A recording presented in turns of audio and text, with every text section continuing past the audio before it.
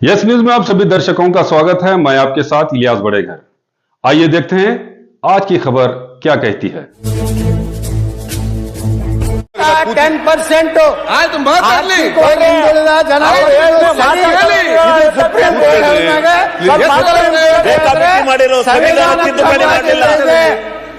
ಯಾಕೆ ಒಕ್ಕಲಿಗರು ದೇಶದ ನಾಗರಿಕರಲ್ವಾ?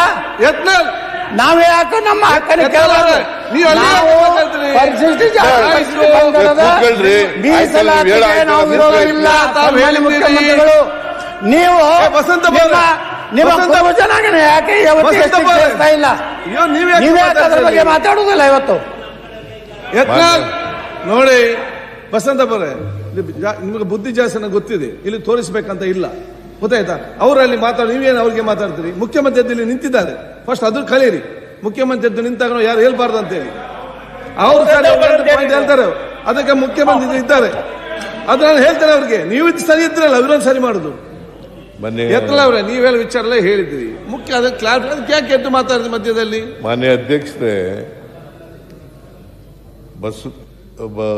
ಯತ್ನಾಳ್ ಅವರಿಗೆ ಇವರು ಹಿರಿಯ ಶಾಸಕರು, ಆಮೇಲೆ ಕೇಂದ್ರದಲ್ಲಿ ಮಂತ್ರಿ ಆಗಿದ್ದವರು. ನಾನು ಸಂವಿಧಾನ ಗೊತ್ತಿದೆ ಅಂತ ಅನ್ಕೊಂಡಿದ್ದೀನಿ. ನಾನು ಅವ್ರಿಗೆ ಆರ್ಟಿಕಲ್ ತಾಳ್ರಿ ಕೂತ್ಕೊಳ್ರಿ, ಗೊತ್ತಿದೆ ಅದು. ಆರ್ಟಿಕಲ್ 16 ಓದ್ರಿ, ಸ್ವಲ್ಪ ಆರ್ಟಿಕಲ್ 15-16 ಓದ್ರಿ. ಮುಖ್ಯಮಂತ್ರಿಗಳೇ, ಮತ್ತೆ ಸುಪ್ರೀಂ ಕೋರ್ಟ್ ಹೆಂಗ ಮಾತಾಡಿ ಮುಗಿಸ್ಲಿ? ಸುಪ್ರೀಂ ಕೋರ್ಟ್ ಸುಪ್ರೀಂ ಕೋರ್ಟ್ ನಡೆಯೋದು ಭಾರತದ ಸಂವಿಧಾನದ ಮೇಲೆ. ನೀವು ಸುಮ್ಮನೆ ಕೂತ್ಕೊಳ್ಳೋ, ಮಾತಾಡಿ ಮುಗಿಸ್ಲಿ. ನೀವು ಒಬ್ರಿಗೇನೆ ಮಾತಾಡೋದು ಬರೋದು? ಪ್ಲೀಸ್ ಮಾತಾಡೋದು ಬರಲ್ವಾ? ಅಲ್ಲ, ಸಿಎಂ ಅವರು ಸಬ್ ಕ್ಲಾಸ್ 4 ಓದಿದ್ರೆ ಸಾಕು. ಆರ್ಟಿಕಲ್ 15 ಅಧ್ಯಕ್ಷರೇ, ರೆಡ್ಡಿ ಅವರೇ, ಮಾನ್ಯ ಅಧ್ಯಕ್ಷರೇ, ನಾನು ಹೇಳದ್ದು article 15-16 of the Indian constitution does not say ಬಹಳ ಸ್ಪಷ್ಟವಾಗಿದೆ ಕಾನೂನಿನಲ್ಲಿ. ಆರ್ಟಿಕಲ್ 15 ನಲ್ಲಿ ಬಹಳ ಸ್ಪಷ್ಟವಾಗಿದೆ. ಆರ್ಥಿಕವಾಗಿ ಹಿಂದುಳಿದವರಿಗೆ ಮೀಸಲಾತಿ ಕೊಡಬೇಕು ಅನ್ನೋದಿಲ್ಲ. ಶೈಕ್ಷಣಿಕವಾಗಿ, ಸಾಮಾಜಿಕವಾಗಿ ಹಿಂದುಳಿದಿರೋರಿಗೆ ಮೀಸಲಾತಿ ಕೊಡಬೇಕು ಅಂತ ಆರ್ಟಿಕಲ್ 15, ಆರ್ಟಿಕಲ್ 16 ನಲ್ಲಿ ಹೇಳಿರ್ತಕ್ಕಂಥದ್ದು. ಅದನ್ನು ಹೇಳದೆ ನಾನು ಪ್ರಸ್ತಾಪ ಮಾಡಿದೆ. ಅಧ್ಯಕ್ಷರೇ, ಅದಕ್ಕೆ ಧರ್ಮಾಧಾರಿತ ಮೀಸಲಾತಿ ಕೊಳ್ಳಕ್ ಬರುದಿಲ್ಲ. ನಾ ಪ್ರಶ್ನೆ ಮಾಡ್ತೀನಿ, ಧರ್ಮ ಆಧಾರಿತ ಮೀಸಲಾತಿ ಕೊಡಲಿಕ್ಕೆ ಸಂವಿಧಾನದಲ್ಲಿ ಅವಕಾಶ ಇಲ್ಲ. ನೀವು ಮುಸ್ಲಿಮರಿಗೆ ನೇರವಾಗಿ ಹೆಂಗ ನೀವು ಮೀಸಲಾತಿ ಕೊಟ್ರಿ? 15 ತೆಗಿಯಮ್ಮ. ಎರಡೂ ಕಡೆ ಇದೆ, 15-16 ಎರಡೂ ಕಡೆ ಒಂದೇ ಕಡೆ ಇದೆ.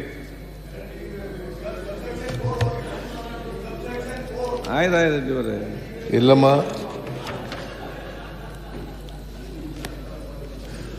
ಕೂತ್ಕೊಳ್ಳಿ, ಕೂತ್ಕೊಳ್ಳಿ, ಇಲ್ಲಿ ಬನ್ನಿ, ಪಕ್ಕದಲ್ಲಿ ಕೂತ್ಕೊಳ್ಳಿ. Equality of opportunity in matters of public employment.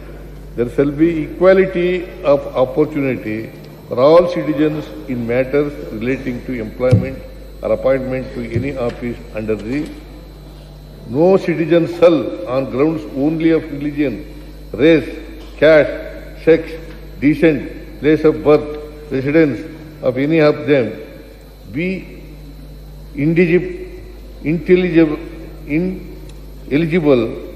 or discriminated against the respect of any employment for office under. Nothing in this schedule article shall prevent Parliament from making any law presenting in regard to class or classes employment of opportunity of the local.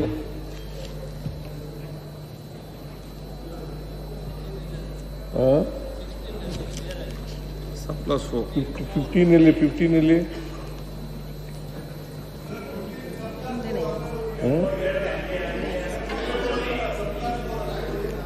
prohibition of discrimination on grounds. सब class 4 साके हैं. Yes. The state shall not discriminate against any citizen on grounds of only of religion, race, caste. ಅಧ್ಯಕ್ಷರೇ, ಮುಖ್ಯಮಂತ್ರಿಗಳು ಗೊಂದಲಕ್ಕೆ ಬಿದ್ದಾರೆ. ಅವರಿಗೆ ಸ್ಪಷ್ಟವಾದಂತ ಸಂವಿಧಾನ ಬಗ್ಗೆ ಗೊತ್ತಿಲ್ಲ. ನಾ ಹೇಳ್ತೇನೆ, ಸುಪ್ರೀಂ ಕೋರ್ಟ್ ನಲ್ಲಿ ನಮ್ಮ ದೇಶದ ಪ್ರಧಾನಮಂತ್ರಿ ಶ್ರೀ ನರೇಂದ್ರ ಮೋದಿ ಅವರು 10% ಆರ್ಥಿಕ ಹಿಂದುಳಿದವರು ಕೊಟ್ಟಾರಲ್ಲ, ಅದು ಸಂವಿಧಾನಾತ್ಮಕವಾಗಿದೆ. ಸುಪ್ರೀಂ ಕೋರ್ಟ್ ಹೇಳದ ಮೇಲೆ ಅದು ಸಂವಿಧಾನಾತ್ಮಕವಾಗಿನೇ ಕೇಂದ್ರ ಸರ್ಕಾರ ಕೊಟ್ಟಿದೆ. ಆದ್ರೆ ದುರ್ದೈವಂತರ ಇಲ್ಲಿ ಬಿಜೆಪಿ ಶಾಸಕರು ಚಪ್ಪಾಳೆ ಸಹಿತ ಹೊಡೆದ ಕೂತಿದ್ದು ದುರ್ದೈವ ಇವತ್ತ ಹೇಳಕ್ ಬೇಕಾಯ್ತು. ಆಯ್ತು,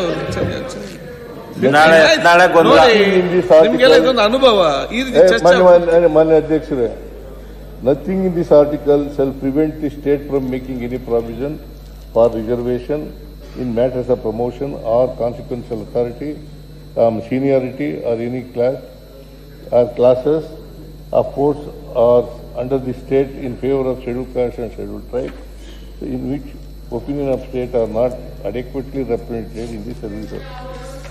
Nothing in this article shall prevent the state from considering any ಅದಕ್ಕೆ ಅಧ್ಯಕ್ಷರೇ, ಮುಖ್ಯಮಂತ್ರಿಗಳೇ ಗೊಂದಲಕ್ಕೆ ಬೇಕಿದ್ದಾರೆ. ಆದ್ರೆ ಪಾಪ ಬಿಜೆಪಿ ಅವರು ಗಪ್ಪು ಬಾಯಿ ಬಚ್ಕೊಂಡು ಕೂತಾರೆ ಬೆಣ್ಣೆ ತಿನ್ಕೋತ. as a separate class of and so and so. ಎಲ್ಲಿ ಇದು ಎಲ್ಲಿ ಇಲ್ವಲ್ಲ, ಅದು ಇಲ್ಲಾರ್ದು ಇಲ್ಲೇ ಇಲ್ಲ, ಇದ್ದದ್ದು ಇದ್ದೇ ಇದೆ, ಇರ್ಲಾರ್ದು ಇಲ್ಲೇ ಇಲ್ಲ. ಸುಪ್ರೀಂ ಕೋರ್ಟ್ ಹೇಳಿದ್ಮಾಗ ಫೈನಲ್. ಅದೇ ನಮ್ಮ ಸಂವಿಧಾನ ಎತ್ತಿ ಹಿಡಿದಿದ್ದಾರೆ. ಇವತ್ತು ಮೇಲ್ಜಾತಿ ಲಿಂಗಾಯತರು, ಬ್ರಾಹ್ಮಣರು, ಒಕ್ಕಲಿಗರು, ಕ್ಷತ್ರಿಯರು, ರೆಡ್ಡಿಗಳು ಎಲ್ಲರಿಗೂ ಮೀಸಲಾತಿ ಬೇಕೇ ಬೇಕು. ನಾವು ಈ ದೇಶದ ಪ್ರಜೆಗಳಿದ್ದೀವಿ, ನಾವು ದೇಶ ಭಕ್ತರಿದ್ದೀವಿ, ದೇಶ ವಿರೋಧಿಗಳಲ್ಲ, ನಾವು ದೇಶದ ವಿರುದ್ಧ ಕೆಲಸ ಮಾಡೋದಲ್ಲ. ನಾವು ಪಾಕಿಸ್ತಾನ ನೀವೊಬ್ರು ಮಾತಾಡ ಮುಗಿತಾ ಮಾತಾಡ್ಬೇಡವಾ? ಅಧ್ಯಕ್ಷರ ಮುಖ್ಯಮಂತ್ರಿಗಳ ವಿಚಾರ ಹೇಳ್ತಾರೆ. ಪಾರ್ಟಿಕಲ್ ತಕಬಂದು ಹೊಸ್ತಾ ಸೇರಿಸಿದ್ರು, ಎಕನಾಮಿಕಲಿ ವೀಕರ್ ಸೆಕ್ಷನ್ಸ್ ಅನ್ನೋದನ್ನ ಹೊಸ್ತಾ ಸೇರಿಸಿದ್ರು. ಮೊದಲು ಕಾನ್ಸ್ಟಿಟ್ಯೂಷನ್ ಅಲ್ಲಿ ಇರಲಿಲ್ಲ. ಇಲ್ಲ, ಹೊಸದಾಗಿ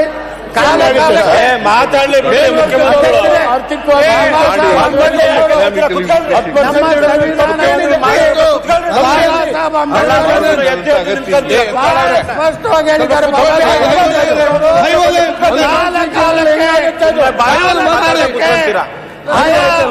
ಪರಿಸ್ಥಿತಿ ಅನುಗುಣವಾಗಿ ಮೀಸಲಾತಿಯಲ್ಲಿ ಬದಲಾವಣೆ ಆಗಬೇಕಂತೇಳಿ ಹೇಳಿದ್ದಾರೆ. ಈ ಬಸವರಾಜ ಪಾಯಿಂಟ್ ಆಫ್ ಆರ್ಡರ್ ಹೇಳಿ ಮುಖ್ಯಮಂತ್ರಿಗಳೇ. ಕೂತ್ಕೊಳ್ಳಿ, ಮಾತಾಡಿ ಮುಗಿಸ್ಲಿ. ನೀವು ಕೂತ್ಕೊಳ್ಳಿ. ಈಗ ಆದ್ರೆ ಮಾತಾಡಿ 20-30 ನಿಮಿಷ ಮಾತಾಡಿದ್ರಿ. ಮತ್ತೆ ಏನ್ ನಿಮ್ದು? ಆಯ್ತು, ಕೂತ್ಕೊಳ್ಳಿ. ಆಯ್ತು, 103 ಅಮೆಂಡ್ಮೆಂಟ್ ಮಾಡಿದ್ದಾರೆ. ಸಬ್ಸೆಕ್ಷನ್ 4 and 5 ಬಡತನ ಇದೆ ಅಧ್ಯಕ್ಷರೇ. ಮುಖ್ಯಮಂತ್ರಿಗಳು ಕಳಿಸ್ಬೇಡಿ. ಕೆಟ್ಟ ನನಗೆ ಅನಿಸ್ಲಾಕತ್ತಿದ್ದು ವಿರೋಧ ಆರಾಮಾಗಿ ಹಾಯಾಗಿ ಕೂತಿದ್ದು ಇದನ್ನು ನಾನು ಖಂಡಿಸುತ್ತೇನೆ. Nothing in this article. ಮುಖ್ಯಮಂತ್ರಿಗಳು ಮಾತಾಡಿ ಮುಗಿಸ್ಲಿ. State from making any special provisions for the advancement of any socially and educationally backward classes. Socially and educationally. ಇದು 15 class 4. Sub class 4. ನಾನು ಸೋಷಿಯಲಿ ಎಜುಕೇಶನ್ ಅಲ್ಲಿ ಬ್ಯಾಕ್ವರ್ಡ್ ಇದ್ದವ್ರನ್ನ ಸೇರಿಸಿರ್ತೇನೆ. ಮಾದೇವಪ್ಪನವ್ರಿಗೆ ನಾವು ಒತ್ತಾಯ ಮಾಡಿದ್ದೆವು. ಸೋಷಿಯಲಿ ಎಜುಕೇಶನ್ ಆದ್ರೆ ಮುಖ್ಯಮಂತ್ರಿಗಳು ಮಾತಾಡಬೇಡಿ.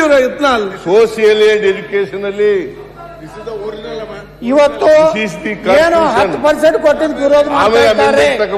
ಇವತ್ತು ಕೇಳ್ತೇನೆ, ಕುತ್ಕೊಳ್ರಿ. 2019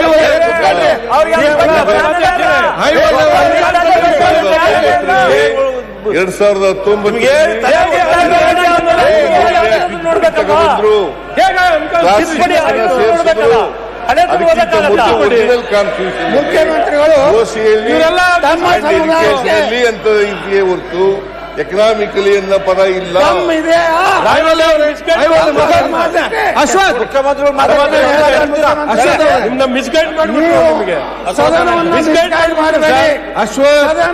ತಪ್ಪು ದಾರಿ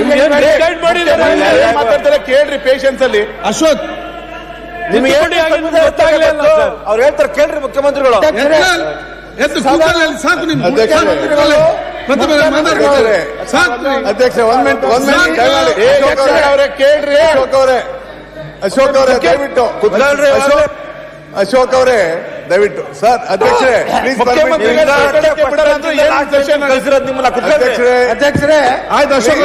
ಪರ್ಮಿಟ್ ಮೀ ಟು ಸ್ಪೀಕ್. ಅಧ್ಯಕ್ಷರೇ ಸನ್ಮಾನ್ಯ ಅಧ್ಯಕ್ಷ please permit to speak for minute. ಅಧ್ಯಕ್ಷರೇ ಮಾನ್ಯ ಮುಖ್ಯಮಂತ್ರಿಗಳು ಸ್ಪಷ್ಟಪಡಿಸಿದ್ದಾರೆ ನಮ್ಮ ಸಂವಿಧಾನದ ಆರ್ಟಿಕಲ್ 15 ಸೆಕೆಂಡ್ ನೋಡಿ ಎಲ್ಲ ಯಂಗ್ಸ್ಟರ್ಸ್ ತಾವೆಲ್ಲ ಇದ್ದೀರಿ. ದಿಸ್ ಇಸ್ ನಿಮ್ಗೆಲ್ಲರಿಂದ ಅನುಭವ. ಆ ಕಡೆ ಈ ಕಡೆ ಚರ್ಚೆ ಮಾಡ್ತಾ ಇರುವಾಗ ಇದೆಲ್ಲ ಚಾನ್ಸ್ ಯಾವಾಗ ನಿಮಗೆ ಸಿಕ್ಕುದಿಲ್ಲ. It's an practical experience. ನೀವು ಅದಕ್ಕೆ ಹಾಕಿದ್ರೆ ನೀವು ಅದನ್ನು ಕರೆಕ್ಟಾಗಿ ಕೇಳಿ. That is not disturb. ಆದರೆ ಯಾರ್ಯಾರು ಮಾತಾಡಬೇಕು ಕರೆಕ್ಟಾಗಿ ಪಾಯಿಂಟ್ ಟು ಪಾಯಿಂಟ್ ಮಾತಾಡುವಾಗ ಇದೆಲ್ಲರಿಗೂ ಕೂಡ ಒಂದು ದೊಡ್ಡ ಮಟ್ಟದ ಪಾಠ ನಮಗೊಂದು ಅನುಭವ ಸಿಕ್ಕಿದಂಗೆ ಆಗ್ತದೆ. ಅಧ್ಯಕ್ಷರೇ ನಾನು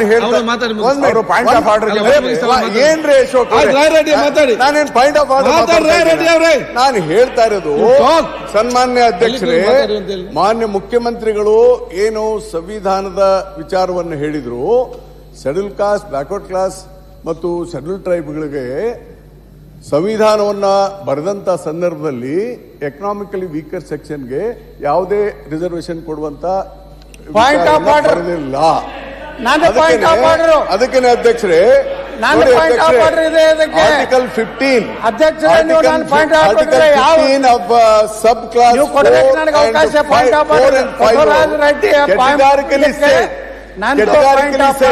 ಯಾರ್ಯಾರಿಗೆ ರಿಸರ್ವೇಶನ್ ಕೊಡಬೇಕು, ಸೋಷಿಯಲ್ ಎಜುಕೇಶನ್ ಬ್ಯಾಕ್ವರ್ಡ್ ಆದಂತ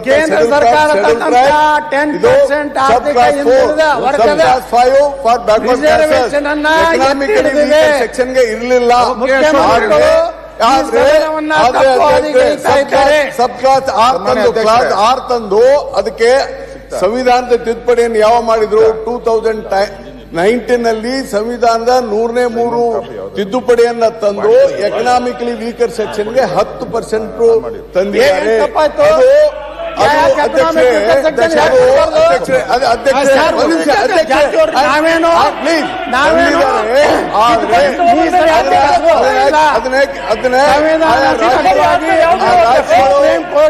ಕೊಡ್ಲಿಕ್ಕೆ ಆಗ್ತಾ ಇಲ್ಲ.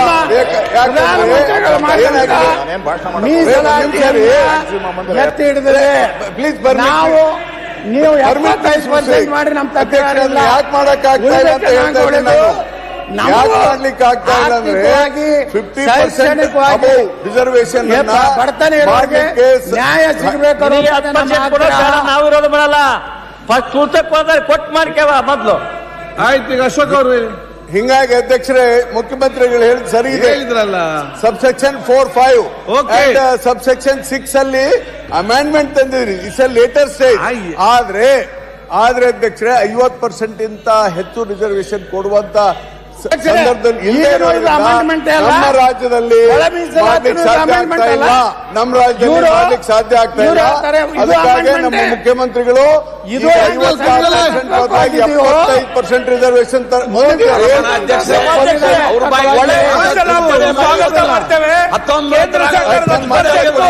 ಈ ಸದನ ಸ್ವಾಗತ ಮಾಡಬೇಕಾಗುತ್ತೆ. ದಯಮಾಡಿ ಮಾತಾಡ್ತಾರೆ ಅಂದ್ರೆ ಏನ್ ಹೇಳುದಿಲ್ಲ. ನೀವು ಬರೀ ಅದೇ ಸೈಡ್ ಮಾತಾಡಕ್ ಕೊಡ್ತೀರಾ? ನನಗೆ ದಯವಿಟ್ಟು ಮಾತಾಡಕ್ ಕೊಡಿ. ಈ ಸದನ ಅಭಿನಂದನೆ ಸಲ್ಲಿಸುತ್ತದೆ. ಬಿಜೆಪಿ ಚಪ್ಪಾಳೆ ಹೊಡಿತಾರೆ. ಪ್ರತಿಪಕ್ಷ ಮಾತಾಡ್ತೀರಾ? ಯಾಕೆ ಹಾಗೆ ಎತ್ತು ಮಾತಾಡ್ತೀವಿ?